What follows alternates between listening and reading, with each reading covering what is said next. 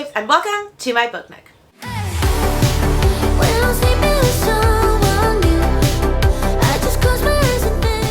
For those that are new around here, the name's Rady Barton. I read all different types of books and teach elementary music. So if you're into hearing about more than one genre, please like and subscribe to my channel so that it will help me grow. In today's video, we are going to be talking about the Hocus Pocus Readathon that I announced last week, which if you don't know what that is, it is a month-long, witchy, spooky type of readathon that me and my friend Neva from ReadingWheNeva are hosting. If you missed that announcement, I will link a link to that video underneath here so you can learn more about it. But today's video is specifically focusing on books that you can read for all of the prompts for the Hocus Pocus Readathon. I'm going to be giving anywhere between 2 to 4 different options. Some books I have read, some I have not, that I'm excited to get to for this round of the Hocus Pocus Readathon. And so definitely, if you haven't checked it out, check it out so you can join us and you can get your TBR stacked for a super spooky, witchy readathon. So I'm just going to go through each prompt one by one, give you what I would suggest to read for it, and then at the end, let's help you build a spooky TBR. Gotta grab my paper so that I make sure I have all of the things. Okay, so the first prompt is read a book with a witch on the cover. And so I have a couple of suggestions for you. One that I definitely want to get to this year that I don't physically own, so I'll pop a picture of it on the screen, is The Year of the Witching. I'm not gonna lie, I don't know a lot about it. I just have seen it everywhere. I've heard people have really enjoyed it. I know people are waiting on a sequel for it for like 5 ever now, so I don't know if it's gonna get one, but it looks spooky just from the cover, and so it has enough witchy vibes for me to want to read it. I also have on my list a witchy rom-com called Witch Please, which, to be fair, I think it's a trilogy, and I haven't heard that great of stuff about it, but I wanted to read it for myself. I was going to do like a witchy romance readathon where maybe I read like Payback's a Witch and this one called Hex Please and all of that, but Witch Please is for sure on my list. I believe it is about a girl that owns a like bookshop, but she's not allowed to like let people know she's a witch, and then of course she falls in love with someone, and so she has to like not let them know she's a witch or something to that effect. I could be totally wrong on this explanation, and if I am, I'm sorry. But it looks like a cute little witchy rom-com, perfect for the Halloween season. The last two I actually have copies of, and I wanted to read both of these in October, and that is The Nature of Witches and Wild is the Witch by Rachel Griffin. And I believe The Nature of Witches one is about witches that have maintained the climate, but their control is faltering as the atmosphere becomes more erratic, and so all hope lies with Clara, whose rare magic is tied to every season. So I believe it's just following Clara and all the different witch seasons. So that looks super enticing. And then Wild of the Witch is her newest one that came out this year. And I think it says, let's see, it's an immersive enemies to lovers contemporary fantasy standalone. So after a night of magic turns deadly, Iris Grey vows to never let another person learn she's a witch. She hides who she really is, but then this guy makes a particularly hurtful comment and she concocts a cruel curse for him, but if she's about to do it, an owl swoops down and steals the curse, and so the owl is an amplifier, and if it dies, her spell will be unleashed on everyone, and so she has to find the curse. That one sounds super awesome, and I've shown these before, but these inside covers are gorgeous. So this is definitely a cute little books written by the same author that I'm super excited to get to for this Witch with a Book on the Cover prompt. The next one is read a book that is set at night, and I only have 2 for this. I searched high and low for books that were set at night, so you know what, this is what we got. We have Survive the Night by Riley Sager. It all takes place over the course of one night. There is a woman who is leaving college because her best friend was murdered by like the campus killer, and she ends up hitching a ride with someone to go back home, and then the whole time she thinks she's in the car with the actual campus killer. Will she survive the night or not?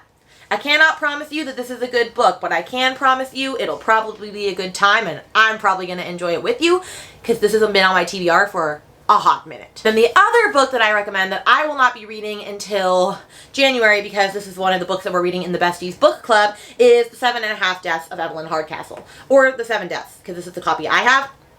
They're the same. So this one takes place over one night, and I believe it is about Evelyn Hardcastle, who dies at this fancy like mystery like themed party, and she ends up waking up 7 different times in the bodies of 7 different people to try to figure out who killed her, and so it takes place at one party. I've heard it's fantastic, so I'm very excited to get to it, but those are the only 2 books that I could find that are actually set at nighttime. I'm sure there are many more, but that's all I was willing to dig for, so these are my recommendations for read a book set at night. Then we have read a book with orange or black covers, and so I have 4 for these. I'm going to speed through them super quick. This one you could consider would be red. I think it's red or orange. It's spooky enough, and that's The Violence by Delilah Dawson. So I read this 2 months ago. It's a 500-page book. It was a 3.5 star for me. It really dragged in certain places. Oh great, my battery's dying. It really dragged in certain places, but I still really enjoyed it. It is about a virus that is concocted by mosquitoes, and when you get bit by it, it like makes you in a rage and ends up killing people around you. And so it follows like this family generation, like a grandma, a mom, and the daughter at like different points of the virus, and it's actually really good. I do recommend it, but it's a longer book. Be aware of that. New shirt because it's a new day, and because my battery died in the middle of filming this, and I only have 1 battery, and I ran out of time to film it that day, so we're just gonna roll with the fact that I have a new shirt on. Okay, back to where we were. So books with a black or orange cover. I have 3 more options for you. The next one I have is The Hacienda by Isabella Cañas. This one I'm actually reading in October. I'm super excited about it. This one is Mexican Gothic meets Rebecca in this debut supernatural suspense novel set in the aftermath of the Mexican War of Independence about a remote house, a sinister haunting, and the woman pulled into their clutches. I know there's a witch in this. I know it gets super spooky. I've heard really awesome things about this book, so I'm very excited for it, but it definitely has like that orangey, blackish cover. Perfect spooky read, in my opinion. The one that I'm currently in the middle of that has a black cover that is definitely good for this time of year is the Mind F series by St. Abbey, otherwise known as Stabby. And this is books 1 through 5 that I have right here, but each book is like 100 to 120 pages. And it is about a murderous serial killer female who a bunch of men wronged her way back when, and you find out kind of like what happened to her, I think in book 3, which I'm not there yet, but I already got it spoiled for me. You find out what happened to her, and she's basically righting the wrongs by killing and hurting all of the men that have wronged her, while also falling in love and having a relationship with the main police guy that is like searching for her, not knowing that he's searching for her. Is the writing good? No. Is it interesting? Yes. I'm really enjoying it, so I recommend you put it on your radar. And then this one is not really spooky, but it's an orange cover, and I thoroughly enjoyed it, so I'm going to recommend it. And that is Sharks in the Time of Saviors by Kawai Strong Washburn. And this one is just a very intergenerational family dynamics story about a boy named, I can't even remember how it's pronounced, but the audiobook is fantastic. You need the audiobook. Nina Flores, he falls overboard into the ocean when he's 7, and a family of sharks delivers him back to the parents, and after that, like, he kind of has supernatural powers, and it's just kind of the story of what happens when a tragic accident after that affects their entire family, and it's told from multiple familial perspectives. But if you're gonna read this, get the audiobook. It is 100% worth it. It is so funny. I highly recommend. Next, we have books set on Halloween or around Halloween time, and I have 3 recommendations for you. The first is Alice Feeney's Daisy Darker, which I just read, and I loved this. It was 5 stars. Fantastic. This one's about Daisy Darker's entire family, and they are invited for their Nana's 80th birthday, and she lives in this gothic house on this tiny tidal island. Like, you have to get there by boat. They're back together one last time on Halloween, and in the morning, one of them, or no, in the middle of the night, Nana ends up dead, and so they end up finding out that there was a bunch of secrets between all of the family members, and they don't know who it is that murdered her, and then the body pile just keeps, or the body count just keeps on rising, and they have to find out, like, who is the murderer, and it's very much And Then There Were None with a twist, and I loved it. It takes place on Halloween night, makes it super spooky, super creepy, and I highly recommend this if you're looking for one set on Halloween. Then we have 2 that I don't know a lot about, but I do know they're set on Halloween. One I will be reading, and that is Kill Creek. And I can't remember who wrote that right now, but I'm going to put a picture of it on the screen. And Kill Creek, I believe, is about a set of authors that are all invited to come write like a horror novel or something on Halloween in like the specific house. And I think creepy stuff starts happening to them. I don't know much outside of that realm, but I know it's set on Halloween night. I know it's a good spooky read. I know a lot of people enjoy it, hence why I am recommending it to you. And then this last one, I saw it every time I looked for something that was made on Halloween or written about Halloween. This book came up, and I know it is on the Halloween Weekend Readathons list, one of their favorite books, and it's called Dark Harvest. and it looks like this creepy little Halloween novella that I know literally nothing about. In fact, I'm gonna look up the synopsis really quick so that we can find out together what this book is about. In 1963, they call him the October Boy, or Hacksaw Face, or Sawtooth Jack. Everyone in this town knows who he is, how he rises from the cornfields every Halloween, a butcher knife in his hand, and makes his way towards town where gangs of teenage boys eagerly await their chance to confront the legendary nightmare. Both the hunter and the hunted, the October Boy is the prize in an annual rite of life and death. Pete McCormick knows that killing the October Boy is his one chance to escape a dead-end future in this one-horse town. He's willing to risk everything, including his life, to be a winner, but before the night is over, he will look into the Sawtooth's face of horror and discover the terrifying true secret of the October Boy. That sounds terrifying. That reminds me of like Jeepers Creepers, which I am not about. Which, fun fact, the first elementary school I worked at, they filmed the Jeepers Creepers gym scene in that gym. Isn't that creepy? Anyway, those are my 3 recommendations for books set on Halloween. The next prompt is a book with magic, which really could be anything. And so I picked 2. One actually has magic in the title, and that is A Darker Shade of Magic by V.E. Schwab. I've never read this, but I really wanted to get to this soon anyway. I've heard you either really like the series or really don't. Sorry, I just ate and I'm feeling like crap, being very pregnant and all. Which, if you didn't know, I'm pregnant. So there's my little announcement in here. Anyway, this one says, it's about gray London, dirty and boring without any magic, with a mad king. And then there's red London, where life and magic are revered, and white London, a city slowly being drained through magical war down to its very bones. And then once upon a time there was a black London, but no one speaks of that now. Kell is the red traveler, one of the last magicians who can travel between the worlds, acting as ambassador and messenger between the Londons in service of the Marish Empire. Unfortunately, he's a smuggler, which is a dangerous hobby for him to have, as proved when he stumbles into a setup with a forbidden token from black London. Fleeing into gray London, he runs afoul of Delilah Bard, this girl with lofty aspirations who robs him, then saves him from a dangerous enemy, and then forces him to spirit her to another world for a proper adventure. But perilous magic is afoot. Treachery lurks at every turn. To save all of the worlds, they'll first need to stay alive. So, this one sounds cool. Lots of magic, world building, all the things. Could be a hit. Then, because I'm definitely in my witchy era and I'm trying to read all the witchy reads, I have to also recommend A Discovery of Witches by Deborah Harkness, which I have not read yet, but I'm reading this month. And this one is about Diana Bishop, a young scholar, the descendant of witches, that unearths an enchanted alchemical manuscript.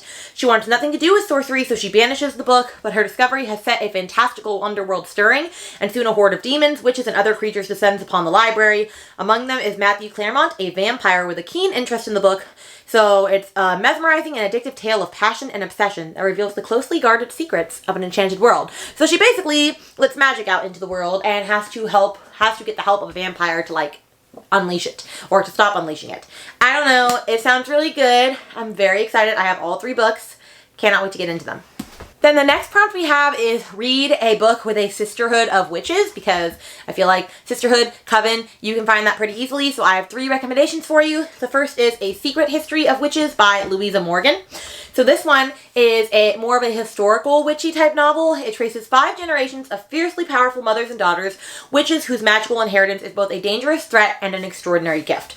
And I've been wanting to get to this series for a long time. I only bought the first one just in case I didn't love it, but I have a feeling I'm going to enjoy it because I'm not huge on historical novels, but when it has to do with like witchiness, I don't know.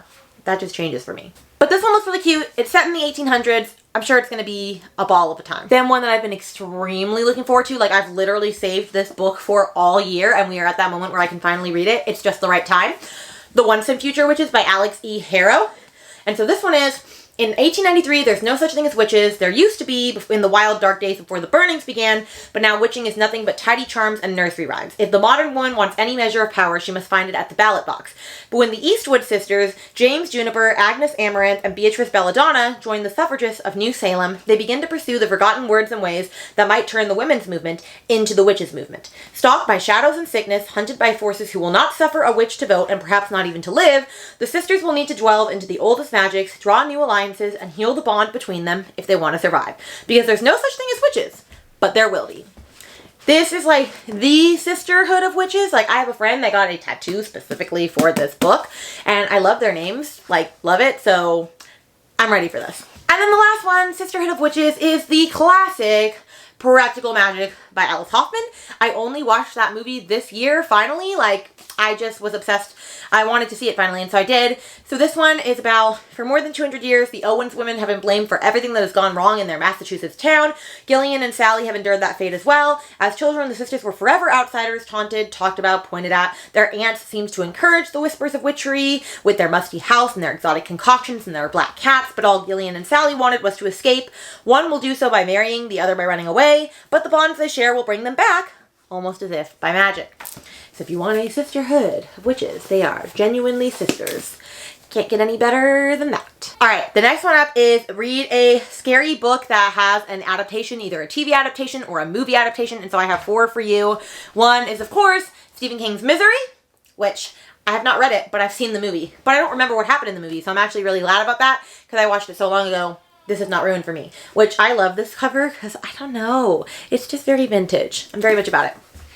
And this one is about an author that he is, I believe, finishing off this very popular series that he's written, where he basically kills off this main character in his series.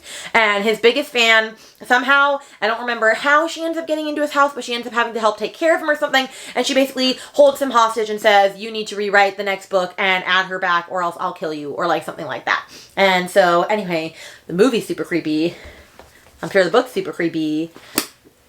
Perfect movie, scary book adaptation. Then if you're wanting to like be in the times with everybody and read one that, you know, we're all excited to watch, which is why I need to read this ASAP, that is My Best Friend's Exorcism by Grady Hendrix. I believe the movie has either come out already or it's coming out soon, but I can't watch it till I read it. Now I will say Grady Hendrix is hit or miss for me, because I really liked Final Girl Support Group and I hated Southern Book Club's Guide to Slaying Vampires. So will I enjoy this? I don't know.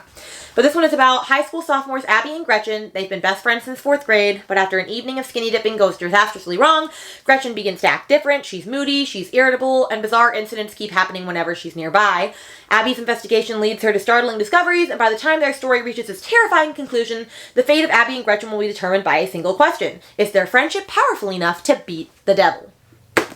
I don't know, but I'm excited to find out. And then my other 2 recommendations, I've not read either of these. I don't know if they're going to be good, but they have adaptations. The Haunting of Hill House, that one is on Netflix currently, and I honestly don't know much about it, even though it's been out for forever. I just know that, like, it's a good spooky time read.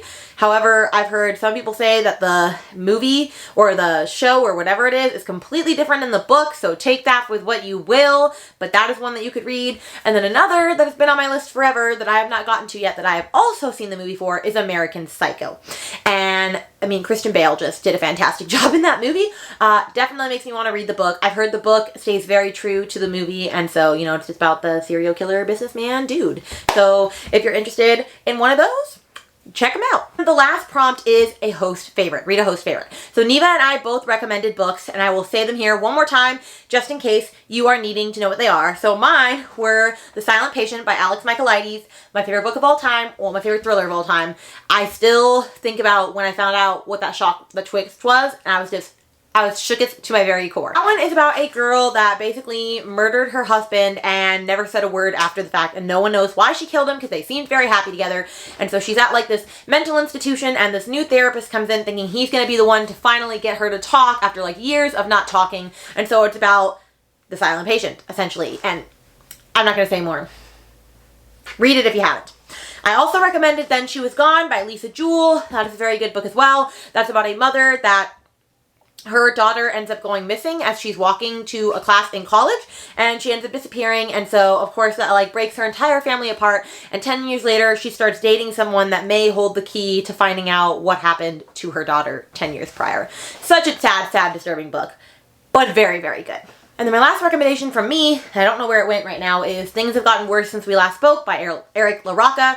If you don't know that one, it's a horror novella about 2 women that are in a LGBTQ plus chat room, and one is selling a vintage apple peeler, and they end up getting a relationship from there, and it turns very toxic and weird and creepy, and you're not going to guess where it goes. So just read it. But those are my 3 recommendations. Neva's recommendations were Verity by Colleen Hoover. which I read and loved. That one is creepy as heck. So it's about an author that had a terrible accident that basically left her comatose, and she hasn't finished like her romance series, and so they hire someone to move into her house with her husband and son basically and finish the series for her, and a lot of creepy stuff goes on. That is all I'm gonna say, but also it is not for the faint of heart, and if you're a mom, read trigger warnings before you read it. That's all I'm going to say. Then she also recommended The Lies I Tell by Julie Clark, which I also read, and that was a phenomenal book. It is about a con artist that basically is coming back to really take revenge on someone that truly wronged her a while back, and then someone else that has been wronged by the con artist is trying to take the con artist down. It's a very good book. I very much enjoyed it. I flew through it super fast. I highly recommend it as well. She also recommended Run, Rose, Run, which I believe is by James Patterson and Dolly Parton. I haven't read that. I have no idea if it's any good or not, but she really enjoyed it. I know she said that she doesn't really love James Patterson, but having Dolly Parton write it with him made the book a lot better. So if you're interested in reading a book with Dolly Parton, go check it out. And so those are all of the prompts. So one more time, you can read a book with a witch on the cover. You can read a book set at night. You can read a book with a black and orange cover. You could read a book set around Halloween. You could read a book that has magic in it, a book that has a sisterhood or coven of witches, a scary book that has a TV or movie adaptation, and a host favorite. And we do have a bingo board. I will link that underneath here again. We have a Discord, we have an Instagram, all the things. I'll link it all here one more time in case you want to join us for the whole month of October. And just remember that this Saturday, we are going to be watching Hocus Pocus on my channel, and so definitely stay tuned for that. I will be putting up a thumbnail soon so that you can set a reminder so you can join us to watch the first Hocus Pocus, and then we're watching the last Hocus Pocus at the end. But thanks for watching, and I'm super excited to get to hang out with you all. Alright, I'll see you guys in the next video. Bye!